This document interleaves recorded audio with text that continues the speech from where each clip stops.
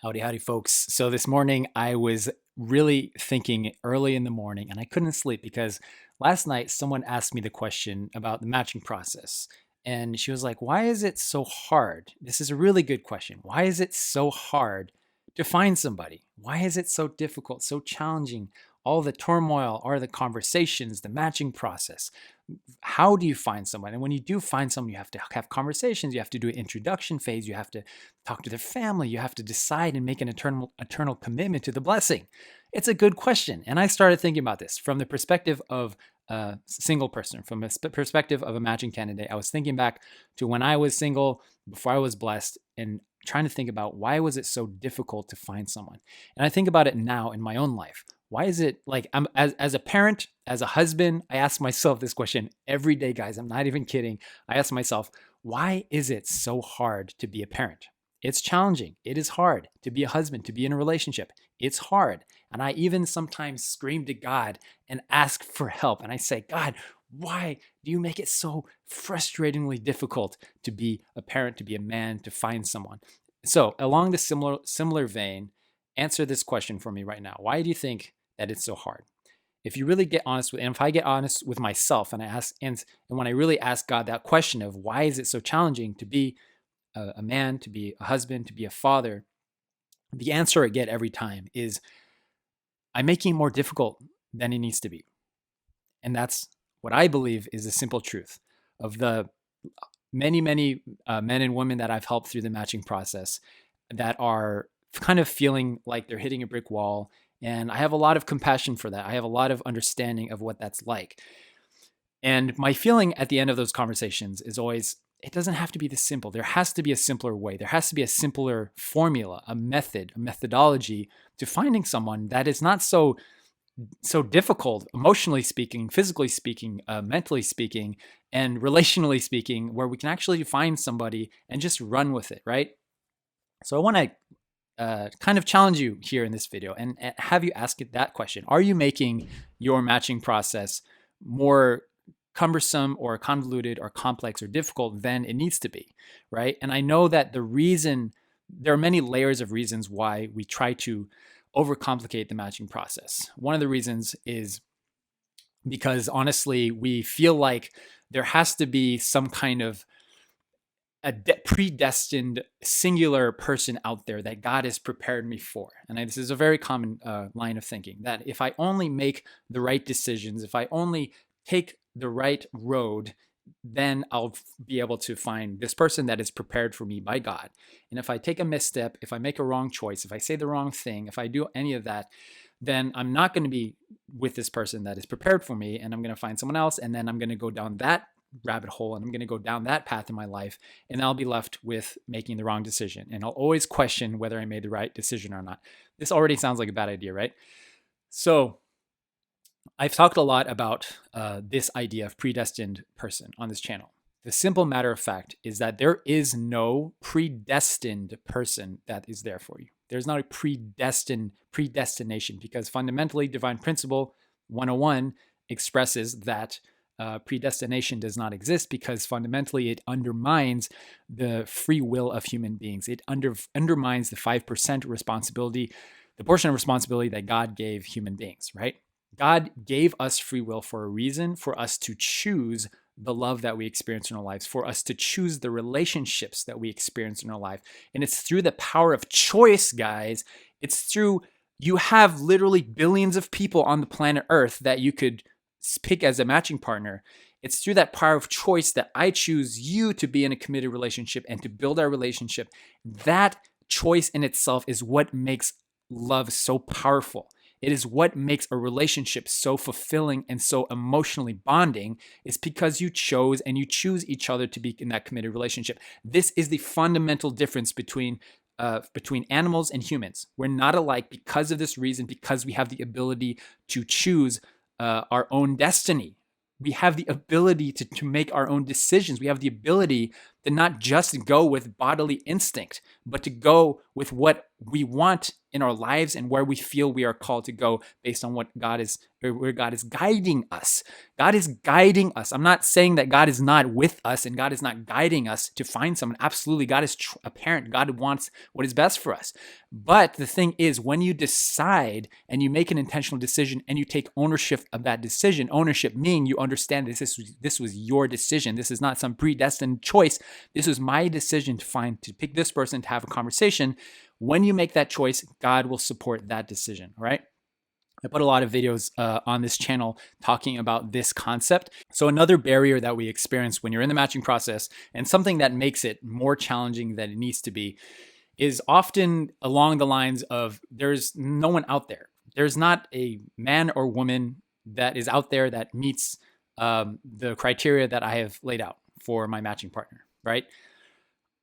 Again, honestly, I don't think that's the case. That's really hard for you to say if you're a matching candidate, or if you're single, if you're looking for someone right now. I know that's hard to understand. If you're a parent or you're a matching supporter listening to this, you're probably like, yes, Benji, that's exactly what I've been talking about, right? I understand when you're really in it, when you're really knee deep in this matching process thing, you're looking for someone. It's really hard to see that there are way more people out there. The pool is way bigger than your current perspective is seeing.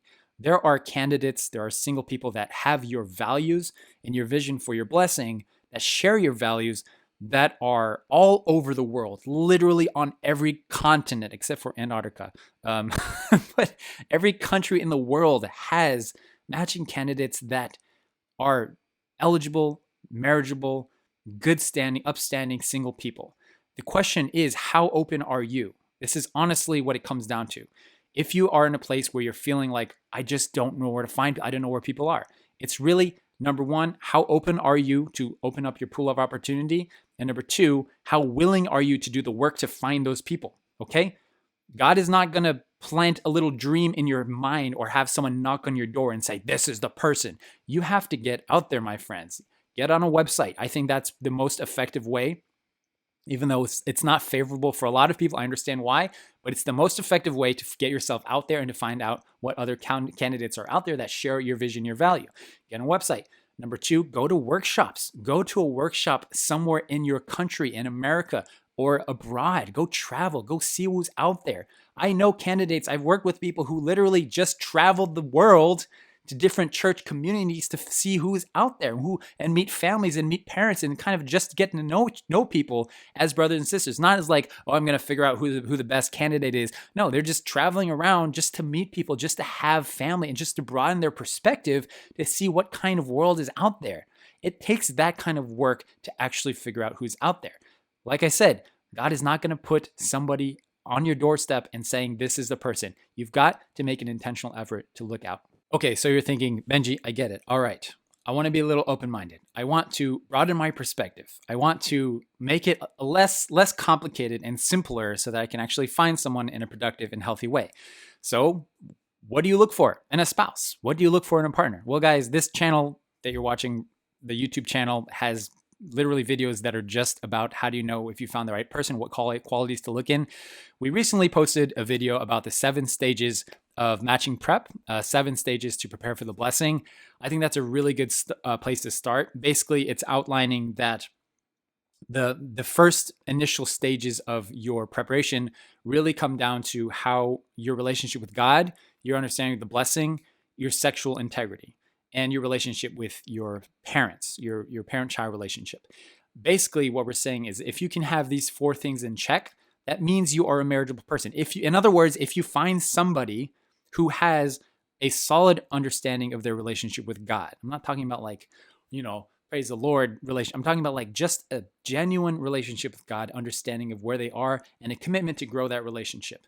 Number 2, an understanding of what the blessing is. This is critical to a successful blessing. Is if you don't understand what the blessing is for, what its purpose is, what its meaning is, if it doesn't mean much to you, then it really doesn't mean much for your relationship moving forward into the future. So someone who has understanding the blessing, someone who has sexual integrity, this is critical. If you find somebody that has integrity with their sexuality and the way that they view themselves and the way that they view the opposite gender, and their habits also are in line with their vision and their values, then you've struck gold. That's a good person to consider. And fourthly, if you find someone that has a parent-child relationship that is not perfect, you don't have to have a perfect relationship, but just somebody that is investing in the relationship, values that relationship, is constantly growing in that relationship, and has a clear, mature perspective of their parent with their parents, then like honestly, why not? Like, why not say yes to having a conversation? That's what I'm really getting to, guys. If you can find somebody that has a general is the opposite gender and has a general sense of maturity, you should say yes to having a conversation. That's all I'm saying. Say yes to talking to them for about 21 days. Do an introductory period, no matter who they are. I don't care if they have 1 foot. I don't care if they're blind. I don't care if they have long hair, short hair, beard or no beard, or speak English or don't speak English, or love whatever, whatever hobbies they have. It's a really good practice just to say yes, to say, yeah, let's talk about it. I want to genuinely figure out if this is an opportunity for us to build something beautiful. Because as long as you say no, you will always fall short of creating that beautiful blessing that you want. Why? Because every relationship takes a little bit of risk taking. Every relationship, every successful relationship or marriage out there that you've ever seen takes a little bit of risk, putting yourself out there. The thing is, however, the matching process is designed to mitigate all risks associated with a relationship. It's designed in a way to be intentional. It's designed to be in a way that you're on the same page with your team, with your parents, with each other, that you're communicating with the other family and their candidates. It's designed in a way to be helpful for you. So we're mitigating the risks, but it does take a little bit of adventure, a little bit of thrill, a little bit of just putting yourself out there, just saying yes to having a conversation. This is probably where the majority of people are unable to break through in a relationship and just find the right person, is because, get this, they're just not willing to say yes. Like, genuinely, yeah, let's have a conversation. Let's talk about it. And I want to figure out if this is possible. Okay. When you say yes, you immediately open up the doors for God to work. You immediately open up the doors, the pool of opportunity for people that you can consider. But first of all, it takes a little bit of effort. It takes you going out, searching, get on a website, go to workshops, go to church, guys. Join some of our MatchNet programs, our online workshops even, and subscribe to this YouTube channel, and also do stuff that's really just good for you. But in the end, I think a good place for you to start is the 7-stage process for a successful matching and blessing. We're going to put that video right here for you to check out, and it's good to have you guys. Take care.